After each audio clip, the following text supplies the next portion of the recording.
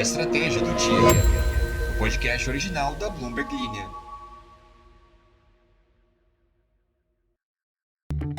Você já ouviu falar de um lugar chamado Jackson Hole, ou Buraco do Jackson, em tradução do inglês?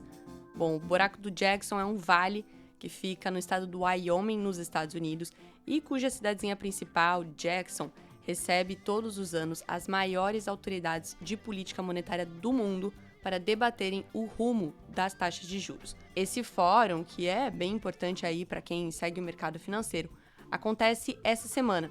E essas autoridades devem, pela primeira vez desde a pandemia, se encontrar de uma maneira bem dividida entre as suas opiniões.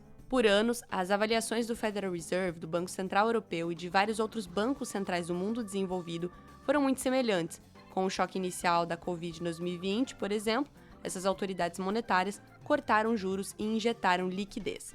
E aí, quando ficou claro que a onda de inflação subsequente não desapareceria por conta própria, foram implementadas as campanhas de aperto monetário mais agressivas em décadas para combatê-la.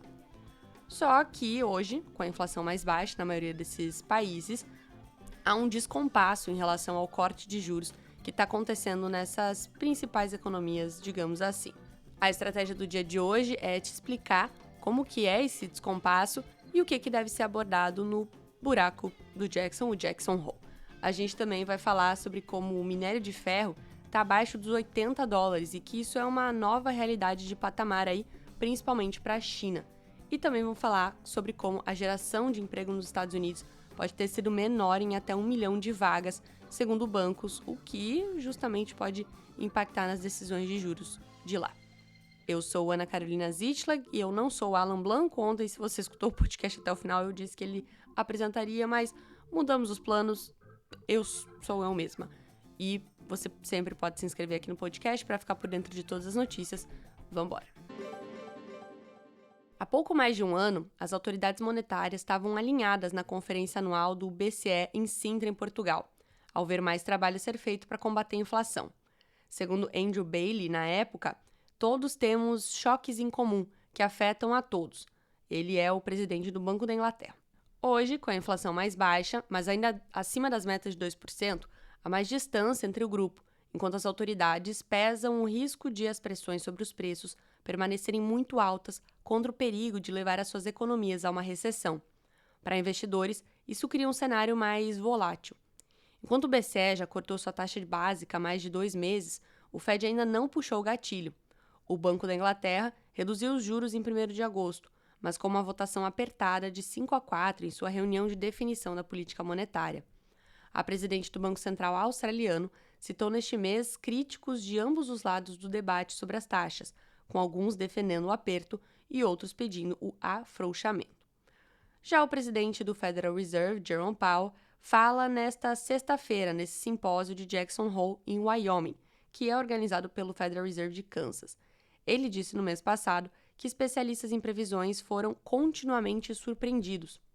O tema deste ano para a conferência é a, abre aspas, reavaliação, fecha aspas, da eficácia da política monetária e como ela é transmitida para a economia mais ampla. A reunião geralmente conta com os principais bancos centrais representados em altos níveis e ajuda a moldar as expectativas dos investidores. Na sequência do relatório de emprego de julho, que a gente vai falar daqui a pouco na terceira notícia aqui do podcast, que mostrou um aumento inesperado na taxa de desemprego, levou a perdas no mercado acionário, os investidores começaram a apostar em um corte de 0,5 ponto percentual na reunião de setembro do Federal Reserve, se não antes. Os futuros agora, dos juros, sugerem uma redução menor, de 0,25. Um exemplo extremo das incertezas enfrentadas pelos bancos centrais nesta fase do ciclo econômico surgiu na Nova Zelândia na semana passada. O Reserve Bank, o banco central de lá, surpreendeu analistas ao cortar as taxas, depois de ter sinalizado 3 meses antes que tal passo só aconteceria ao longo do próximo ano. A votação dividida deste mês no Comitê de Política Monetária do Banco da Inglaterra também colocou o Andrew Bailey em desacordo com o seu próprio economista-chefe, o Hull Peel, que votou contra a redução da taxa. Bailey disse após a reunião de agosto que as autoridades estão em dúvida sobre qual, entre vários cenários possíveis, a economia poderia se encaixar e tem diferentes pontos de vista sobre a sua probabilidade. A incerteza pode ser a única coisa sobre a qual todos os bancos centrais concordam.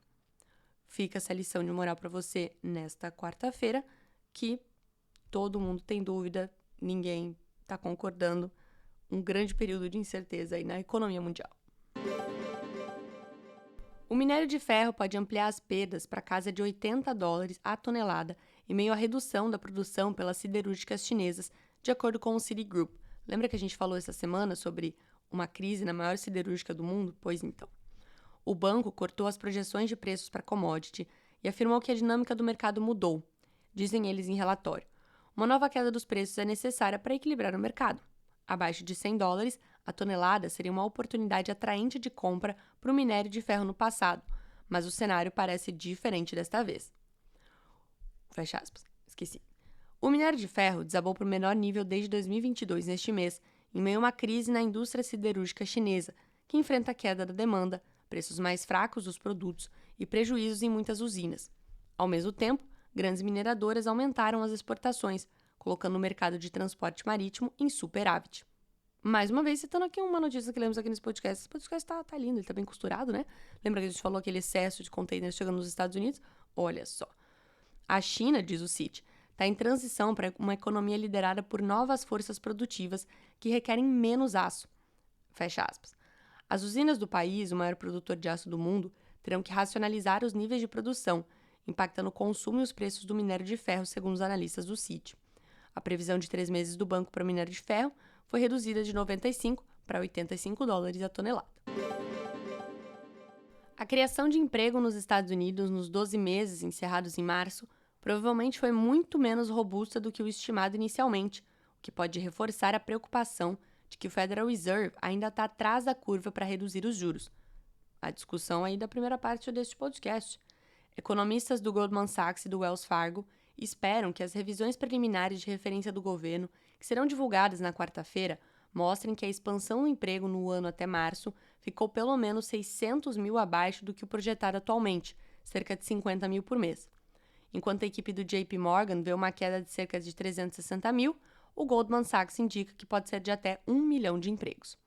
Há uma série de ressalvas no número preliminar, mas uma revisão para baixo do emprego em mais de 501 mil seria a maior em 15 anos e indicaria que o mercado de trabalho está se enfraquecendo há mais tempo e talvez mais do que se pensava originalmente.